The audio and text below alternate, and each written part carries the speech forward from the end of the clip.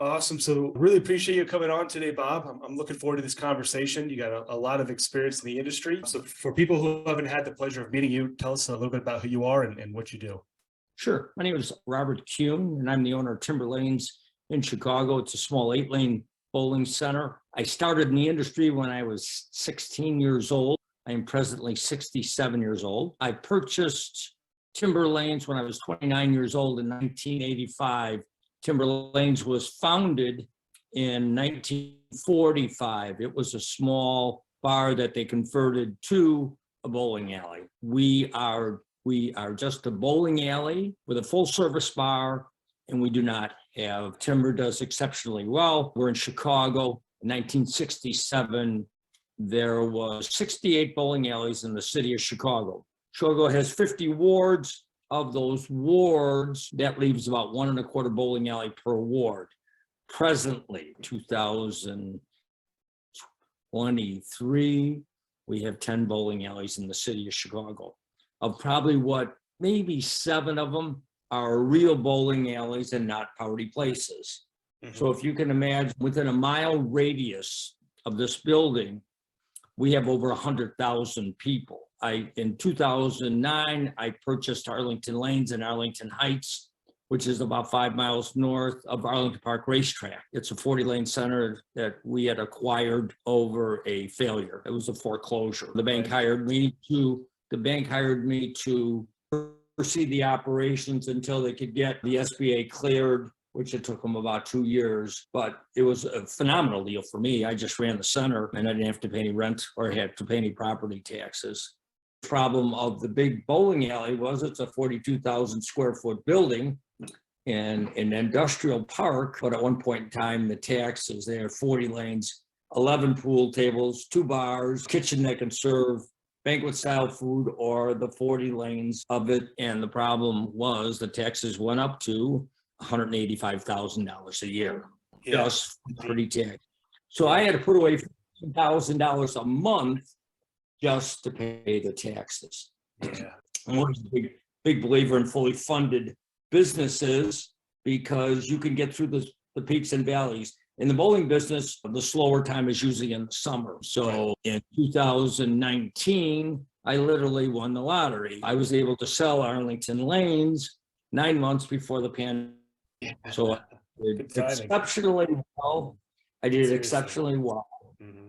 And I didn't have to have it during the pandemic. I still continue to own Timber Lane, which I enjoy. The only problem is presently I'm 67 years old, and you can only climb in and out of those machines just so much. Right. And the problem is when you own a small 8-lane center, literally you got to do everything. Of course. So, but what people don't understand about our industry is that we're in the recreation industry. We don't have a necessity product. We have a luxury product. So we in turn have to create great experiences for people to want to come back. Ours is a little bit differently because we have so many people in our area, and in our area, we are about a mile northwest of Wrigley Field.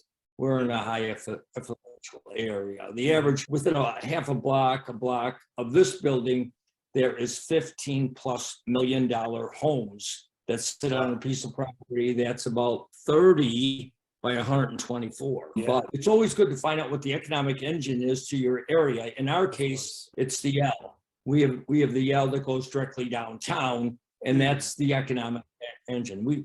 The bowling alley sits on a piece of property that is 80 by 124, and the land alone is worth $3 million. Right. So, in 1945 and 1953, they purchased the building and the land and 4 apartments to the tune of about $2,500. So 1953, it was very, very reasonable. Yeah. Today it's not. So, right. But here again, our taxes presently here just went from $40,000 to $50,000 for that 80 by 124 piece of property. But in our industry, two of the major problems is most of the owners don't know how to get out of debt. They should always tell me about that. And then at that point in time, life becomes so much easier. Or in the case of a pandemic, Timberlane's building, what people don't realize is totally paid for. It cost me between $10,000 and $15,000 a month just to have that building sit there. And a lot of other guys, if they didn't use their loans, really were in a real sad situation. Yeah. We You saw a lot have to of them. prepare for the funds. Pardon me? We saw a lot of Yeah. them who didn't make it. Yeah, we were shut down for 11 months, and one of the problems with the city of Chicago is we didn't serve food.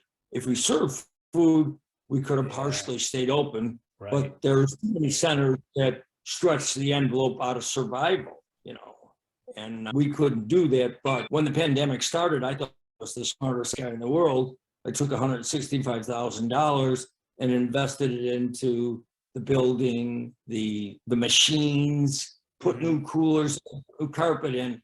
And then about 9 months later, I thought I was the dumbest guy in the world. Sure. I didn't spend that 163,000, but in the whole scheme of things, it worked out very, very well for us. Oh yeah. Our hardest part is dealing with the city, the city of Chicago. They're not very grateful to businesses. And when all else fails, they crush us, initiate new taxes, do things, whatever, it's a mean game, and it's hard, you would wish they would want to encourage this, but it didn't happen. A lot of people, the first thing they ask us is, did you get any PPP money? But PPP money doesn't really help the owner of the business. He's still got to pay the light bill, the electric bill, the insurance bill, the taxes, with no assist from anybody. And if you don't have, getting back into the beginning of the podcast where I told you, fully funded businesses, so you can get through that ups and downs, So, but I enjoy the game. I don't always like where the game is heading, because I don't think it's going to hurt. You get companies like Belmore who bought AMF and Brunswick and all that stuff. And they think it's easy to hire the guy who ran the Kresge's down the street to become a bowling alley owner. And the bowlers look at the guy and say, hey man, we need more oil in the lanes. And the guy says, what are you talking about? Right. We really need people within our industry to bowl that are running these centers. So they get a little better feel for what everybody needs. We know, me and my staff know that if we're having a group coming in, we know what we're supposed to do beforehand, and it's all about consistency.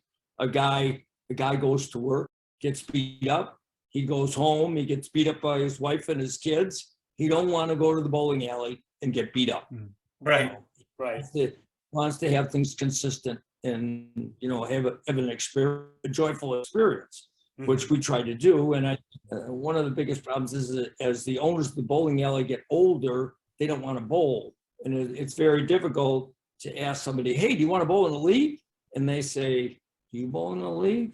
And 9 times out of 10, they don't. Right. Or I do. Yeah. I bowl probably 6-7 times a week. Wow. Right.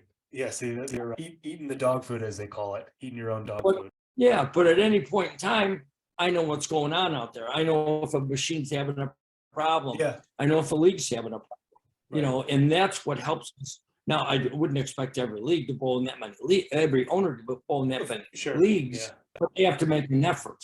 Hey, did you like this video? Great. We make 5 of them a week. Subscribe to get more and to keep learning about what's working in the bowling industry. I'll talk to you then.